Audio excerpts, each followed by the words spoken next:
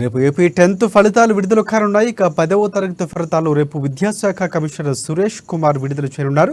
ఏడాది 10వ తరగతి పత్రాల మూల్యాంకనం రికార్డు స్థాయిలో అత్యంత వేగంగా ముగిసినట్లు అధికారులు తెలిపారు. ఇక ఈ సంవత్సరం రికార్డు స్థాయిలో కేవలం 22 రోజుల్లోనే ఏపీ ఎస్ఎస్సి రిజల్ట్స్ ప్రకటిస్తున్నట్లు విద్యాశాఖ వెల్లడించింది. ఈ ఏడాది సార్వత్రిక ఎన్నికల కారణంగా ఆలోపే 10వ తరగతి ఫలితాలు విడుదల చేయాలని అధికారులు భావిస్తున్నారు. అందుకే ఏప్రిల్ 22న తుది ఫలితాల వెల్లడికి డేట్ ఫిక్స్ అయినట్లు తెలుస్తోంది. ఆంధ్రప్రదేశ్లో గల 18వ తేదీ నుంచి 30వ తేదీ వరకు 10వ తరగతి పరీక్షలు జరిగిన విషయం తెలిసిందే.